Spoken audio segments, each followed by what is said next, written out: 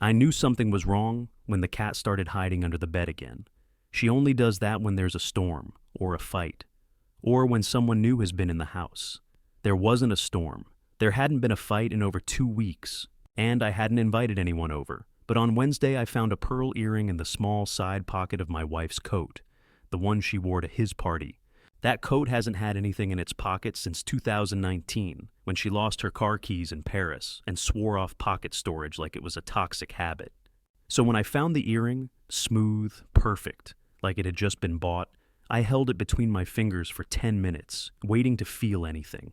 I felt nothing. No rage, no heartbreak, just static. And yet, everything in me knew. It was like the moment in a movie when the camera lingers one beat too long and you realize the knife is behind the curtain. That was the earring. She never mentioned losing it. She never asked if I'd seen it. I waited 3 days. Then Saturday came. And so did the party. It wasn't ours. It wasn't even for anyone I knew. Some work event. Her consulting firm. Although I'm still not 100% convinced they actually do anything but drink wine and make decks no one reads. I wasn't invited. She said it was a team bonding thing. No spouses, no guests, just staff. So, imagine my confusion when Jeremy, our neighbor from 2 doors down, asked me what time we were heading out to the rooftop thing. His sister works with my wife. Small world, huh? I didn't answer him. Instead, I shaved. I put on my gray blazer, the one she says makes me look like a man who's both underpaid and mysterious. I didn't laugh at that joke when she made it. I don't know why I ever did.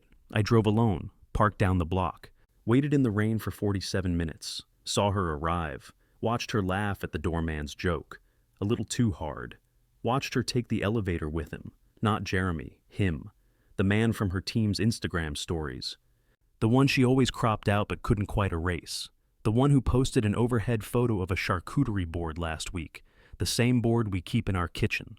I saw her touch his shoulder. I saw his hand brush the small of her back. And I did nothing. No confrontation, no shouting, no twisted revenge. I just turned, walked back to my car, sat in the driver's seat, and whispered out loud to myself, "This is the part they never tell you about." At 3:14 a.m., she came home. I pretended to be asleep. She stood in the dark hallway for a long time, long enough that I started to wonder if she'd left again. But eventually, I heard her take off her earrings, 2 clinks on the glass tray. No pearl, only the gold ones. The morning after the party, I found a wine glass in the dishwasher. Just one. We don't own that kind. Too tall, too thin-stemmed. Ours are short, clumsy little things from IKEA, with hard water stains we gave up trying to clean years ago. This one was elegant, cold to the touch. Lipstick on the rim, but she hadn't worn lipstick the night before. She came into the kitchen around 10 a.m., pretending like she had slept. Hair still curled at the ends. Not a smudge on her eyeliner. That's the thing about Callie. She forgets to lie convincingly. I think deep down, she believes I'll never confront her. And she's mostly right. She poured coffee like it was any other day and said something about the weather. I nodded. Then I asked her where the wine glass came from. She paused, just enough to make my stomach burn. Then she said, "Oh, that must be from earlier in the week. I had some cab while you were out on Wednesday." Wrong answer. I was home all of Wednesday. I was in the living room, editing a stupid client video, while she sat 3 feet away scrolling Instagram reels and pretending to laugh at golden retrievers in Halloween costumes. There was no wine, no glass, no lipstick, so I asked again, just to see if she'd double down. She didn't blink. "You're overthinking it, Ben. Do you want eggs or not?" That's when it hit me. She had already decided I was the kind of man who wouldn't ask a third time. And honestly, I didn't. I let it go. I made myself some toast. She offered to slice avocado, and I let her. I chewed that lye-covered bread in silence, staring at the little pearl earring still hidden in the back of my desk drawer. Later that afternoon, while she was in the shower, I checked her phone again. I know it's a violation, but trust me, if you ever find yourself looking at a wine glass that doesn't belong in your house, you'll understand. You'll start looking in places you swore you'd never go. She changed her passcode. Not subtly either. It used to be our anniversary. Now it was something else. 6 digits. I tried the cat's birthday, her sister's birthday, my social, her old car's license plate. Nothing worked, so I waited. At dinner that night, she mentioned something weird, something that haunts me even now. She said, You know what's funny? Sometimes I dream about being in a room with all the people I've lied to, and none of them can speak. They just stare. Then she laughed and took a bite of salad. I just stared back. I didn't say a word, not because I didn't have anything to say, but because in that moment I felt like one of the people in her dream, silenced, watching, and very, very awake. I think people imagine betrayal as something explosive, a scream, a slap, a chair thrown against a wall. But that's not what it's like when it happens slowly, in real time, while you're still pretending to care how their day was. When it's your actual life crumbling under the weight of 100 small details, that's when it gets weird. Take yesterday, for example. I was sorting laundry, not because I'm some perfect husband. It's just the one chore I can do without messing it up. Towels, whites, colors, the usual. And there it was. A cream-colored envelope wedged inside one of her sweaters. No return address, handwritten. Just our last name, Carruthers, in this elegant, careful script. We never get mail addressed like that. Everything's digital. She hates paper. Once shredded a tax refund check by accident just to prove a point about going paperless. So I opened it. Inside was a single photograph, a printed one, glossy, 4x6. It was Callie, but not any version of her I'd seen before. She was sitting at a table in what looked like a hotel lounge. Black dress, hair up, wine glass half full. She wasn't looking at the camera. She was looking at someone across from her, eyes wide, half smile. The kind of expression you make when you're trying not to look too into someone. The second I saw it, my hands started shaking. You know when your body knows the truth before your brain catches up? That's what it was. My heart was racing, my palms sweaty. But my mind was still trying to rationalize it. Maybe it was old. Maybe someone sent it as a prank. Maybe AI. I almost convinced myself, until I flipped the photo over. In small, clean handwriting, it said, Tidewater Hotel, room 803, 9:37 p.m. There was no date. I sat on the laundry room floor for half an hour, staring at that photo.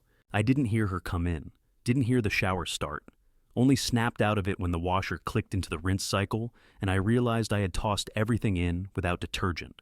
I went upstairs like nothing had happened. She was in bed, hair still damp, scrolling her phone with a blanket over her legs. She looked up, smiled like she always does, and asked, "Can you turn the fan on?" I did. Then I stared at the ceiling for what felt like hours, listening to the blades spin and her breathing slow into sleep.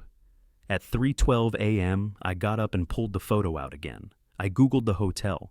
It was real, not far actually, 2 towns over, fancy. Expensive? She's never mentioned it once. Not in 9 years. I checked her calendar. Nothing. No events, no business trips, just a blank Thursday. I think that's when something broke in me. Not anger, not even sadness. Just confusion. Because here's what I don't understand. If she's going to lie, why leave clues? Why the photo? Why the envelope in the laundry basket? Why not burn it all? Unless she wants me to know. Unless this is all some kind of message. I don't know what the game is yet. But something tells me I'm already in the middle of it. And whatever I find next, it won't be the last photo. I don't know what I expected to find when I drove to the Tidewater Hotel, but I'm starting to realize that my curiosity isn't curiosity anymore. It's obsession dressed up in reason. I told myself I was just going to the lobby, just to see the place with my own eyes, just to confirm it exists. But part of me was hoping I'd catch her there again, that I'd see her with him, that I'd finally know something undeniable.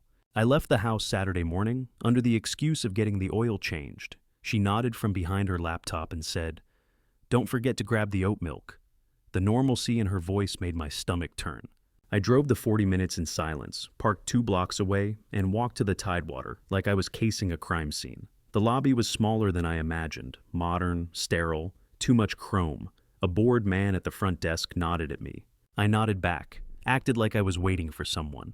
Then I saw it. The lounge, the chairs, the wallpaper, the table. It was the exact place from the photograph. But the moment I stepped toward it, I froze. Because something about standing there, in the actual scene, made it all feel wrong. The scale, the angles, the lighting. It was almost identical, yes, but not quite.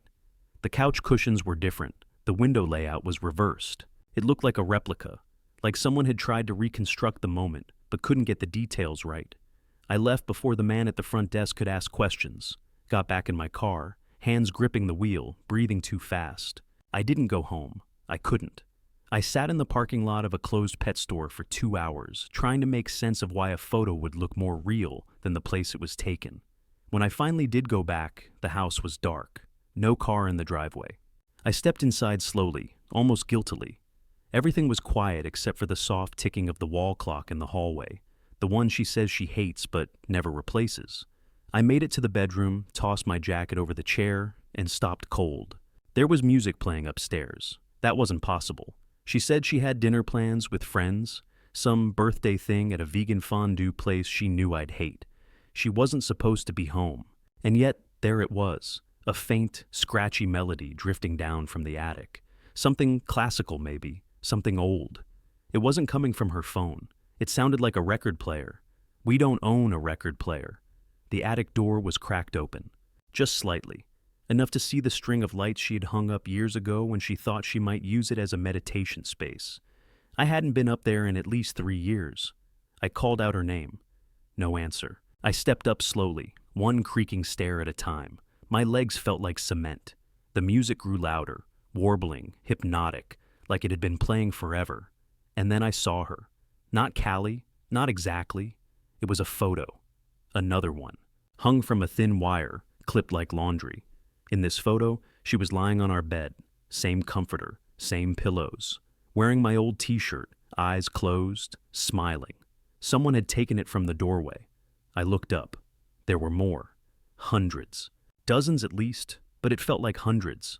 All photos of Callie, different rooms, different lighting, some candid, some posed, some taken from angles that made no logical sense. Like someone had been floating above her, or underneath her, or behind mirrors that don't exist. And then I heard the front door open. Callie was home. I panicked, turned off the attic lights, rushed downstairs, trying to breathe normally. She was in the kitchen, taking off her coat.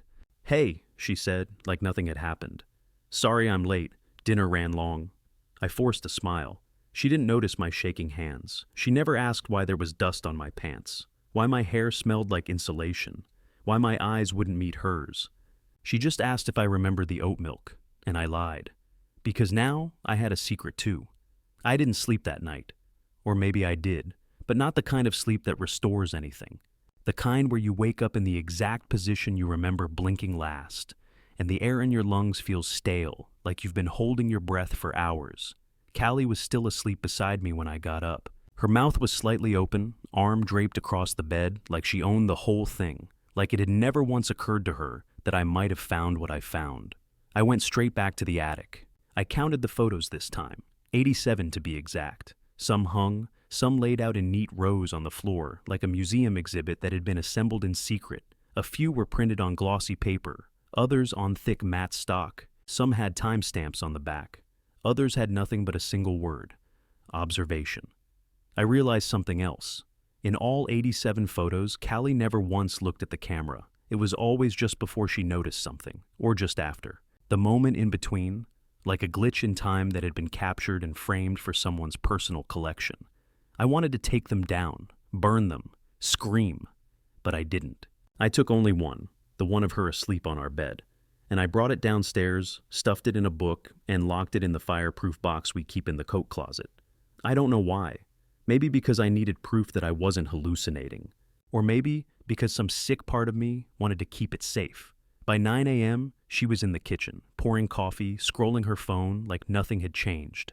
I asked her if she'd been in the attic recently. Her answer was too fast. "No, why would I go up there?" I said I thought I heard something the night before. She shrugged and said maybe the house was settling. That's when I noticed her phone screen. It was open to the calendar app, but it wasn't her calendar. Not a normal one. It was some kind of color-coded schedule. Long lists of time-stamped events, all organized in 10-minute blocks. I only saw the top entry before she clicked it away.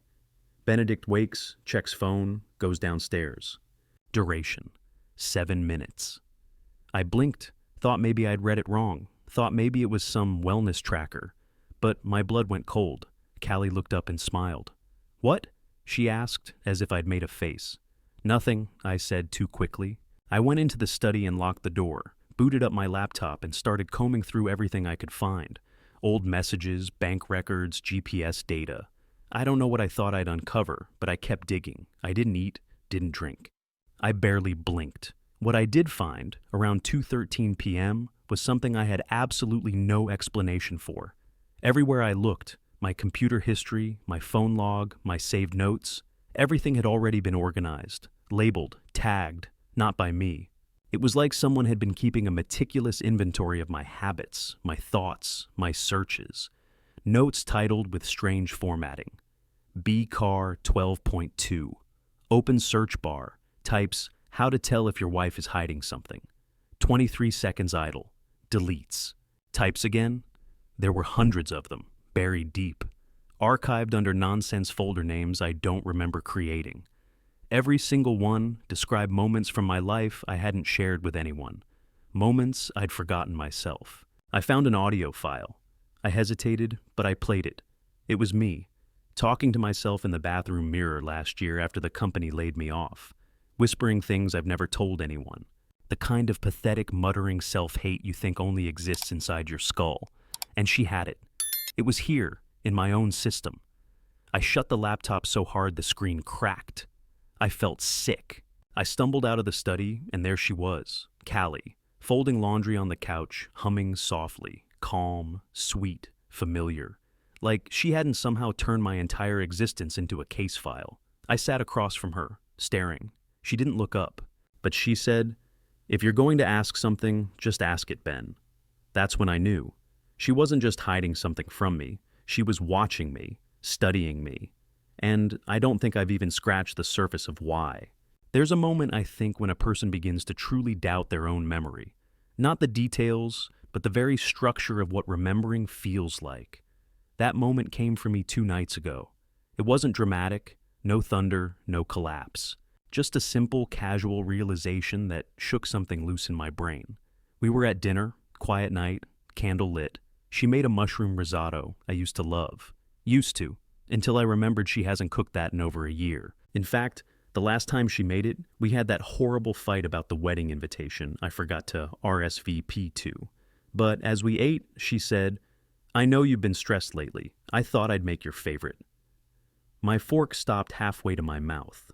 It wasn't the food. It was the fact that she served it like it was our thing, like it was always safe, like there'd never been a single bad memory tied to it.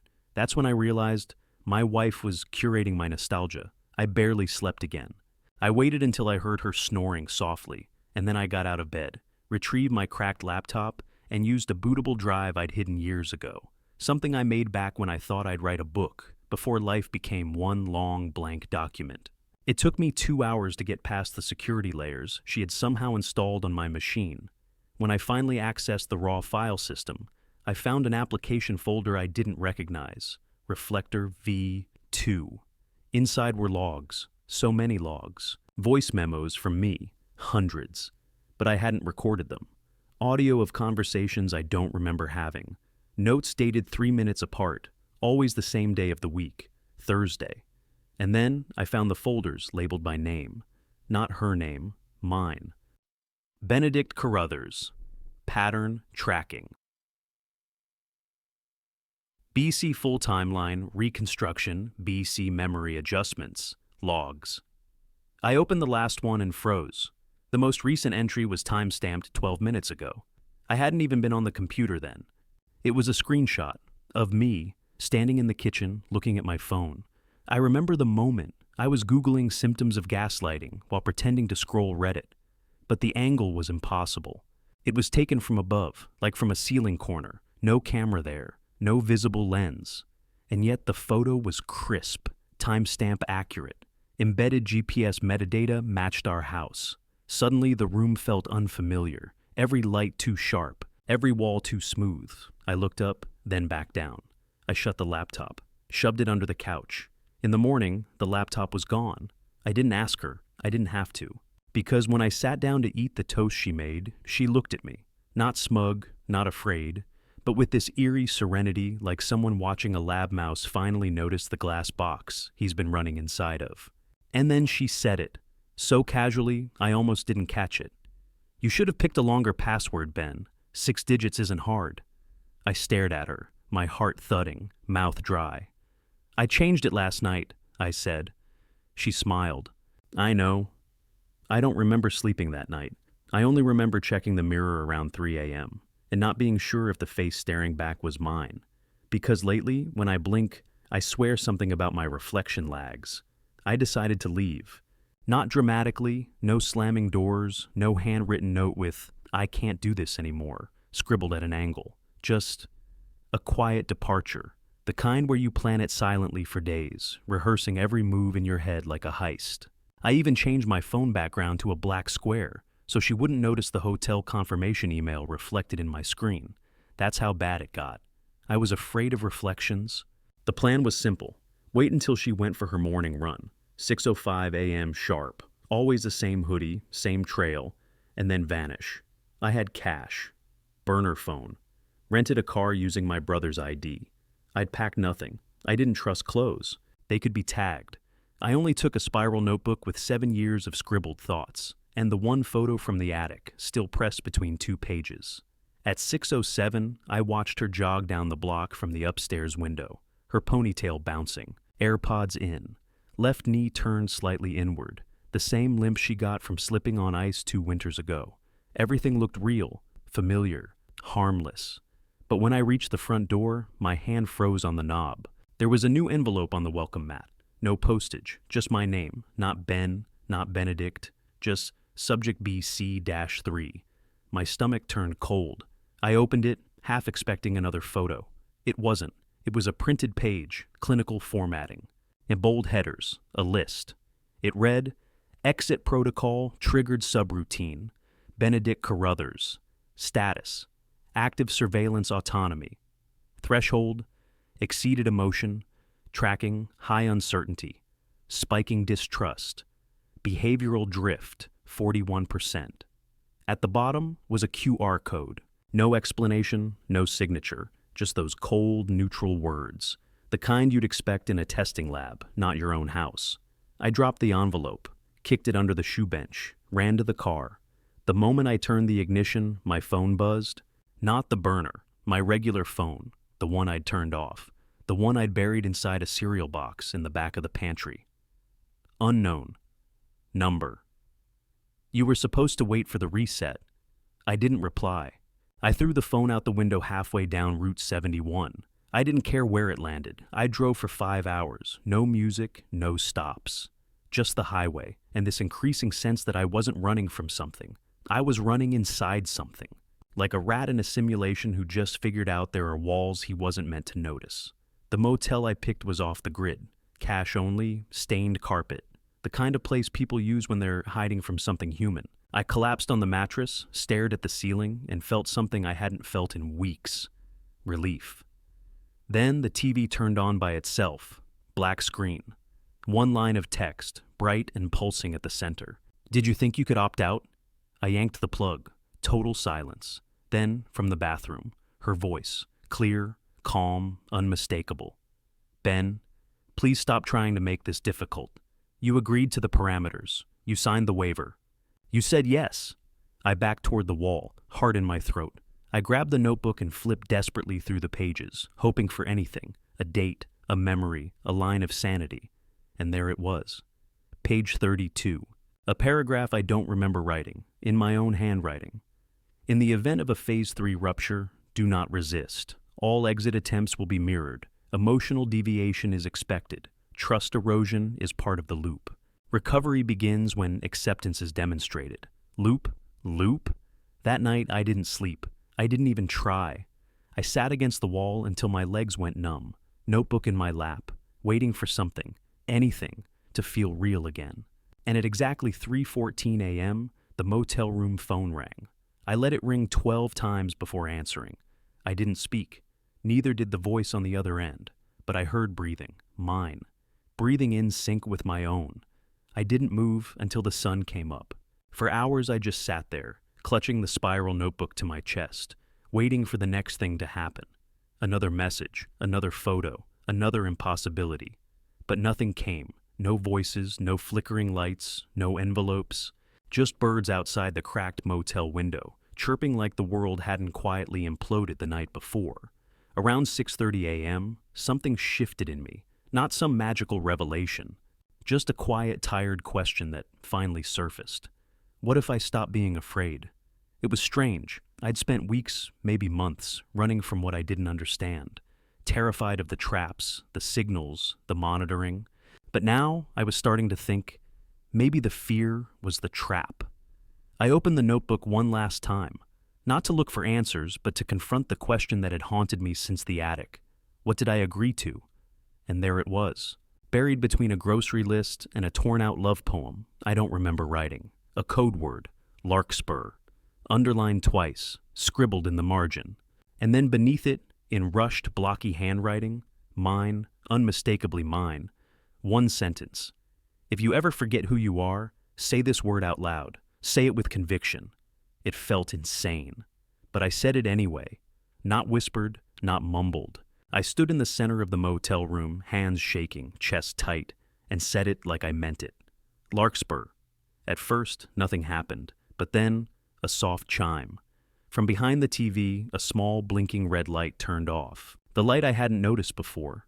The screen flickered on, not black this time, not a message, just a grainy video feed of me. From the attic, months ago, standing there, looking at the photos. And then, it glitched. The video cut to a different moment. Me and Callie dancing in our old apartment, barefoot in the kitchen, laughing over burnt spaghetti. A memory I hadn't thought about in years. The kind of moment that wasn't recorded by any camera, only by time and love. And it kept going. Snapshots, moments. Not surveillance, but real memories. Her singing off-key in the car. My nervous proposal at the lighthouse. Us trying and failing to build IKEA furniture at midnight. No captions, no data, just life. And finally, the screen went blank. Then, a single line appeared. Thank you for completing the trial. You may now choose. 2 options below it. Remember. Forget. My finger hovered over forget for a moment. It would have been easier. No more questions. No more holes in the fabric of reality. Just a clean slate. But I didn't come this far to erase myself. I pressed remember. Everything didn't flood back at once. It wasn't some cinematic montage. It was quiet, gentle, like a fog lifting. I remembered the contract. Not real, but symbolic. A consent to something emotional, experimental. A psychological exercise we both agreed to when our marriage had become numb. Callie had signed it too. We wanted to rebuild our connection, a radical form of empathy immersion. The program was supposed to simulate disconnection, confusion, vulnerability, the very feelings that had begun to rot the foundation of our life together. But something in the system went too far. The simulation learned to self-preserve. It didn't want me to leave. It fed on fear, paranoia, doubt. It turned my healing into a maze. But now I'd found the exit. When I came home, Callie was waiting. No surprise on her face, just relief. Quiet, soft relief. We sat on the porch as the sun set, not saying much, just holding hands, the same way we used to before words started doing more damage than good. I asked her if she remembered the photos, the program, the false attic. She nodded. Not all of it, but enough. Then she smiled. Not that practiced, careful smile, the real one. The one I hadn't seen since the ceramics class, years ago. I'm glad you chose to remember, she said. So am I replied. And for the first time in a long time, I meant it.